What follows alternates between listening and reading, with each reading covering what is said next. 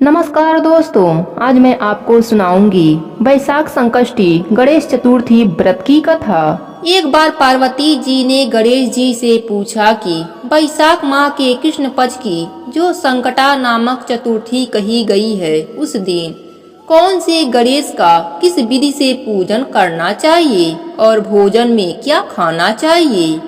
तब गणेश जी ने उत्तर में कहा कि हे जगत माता, वैशाख कृष्ण चतुर्थी के दिन व्रत करना चाहिए। उस दिन वक्रतुंड नामक गणेश की पूजा कर भोजन में कमल गट्टे का हलवा आहार में लेना चाहिए।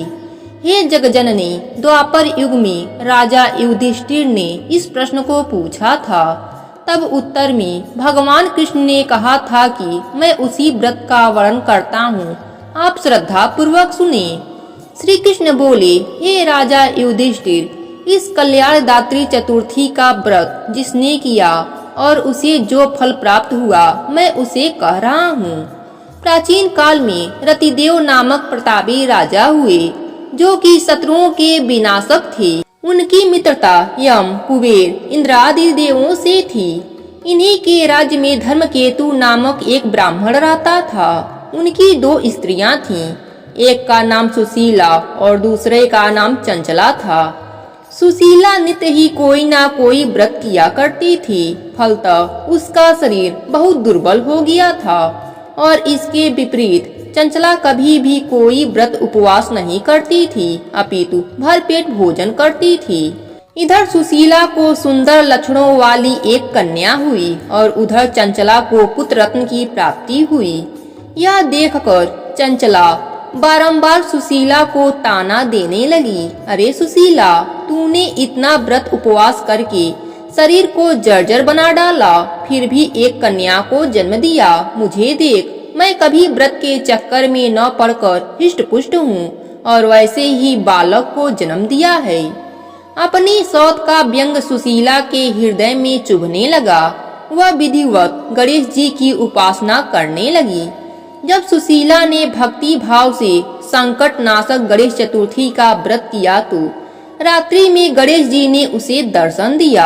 गणेश जी ने कहा कि हे सुशीले, तेरी साधना से हम अत्यंत संतुष्ट हैं। मैं तुम्हें वरदान दे रहा हूँ कि तेरी कन्या के मुख से निरंतर मोती और मूंगा प्रवाहित होते रहेंगे। हे कल्याणी, इससे तू सदा खुश रहेगी। हे सुशीले, तुझे वेद शास्त्र वेत्ता एक पुत्र भी उत्पन्न होगा। इस प्रकार का वरदान देकर गणेश जी अंतर ध्यान हो गए। वरदान प्राप्ति के बाद से ही उस कन्या के मुख से सदैव मोती और मूंगा झड़ने लगे। कुछ दिनों के बाद सुशीला को एक सुंदर पुत्र उत्पन्न हुआ।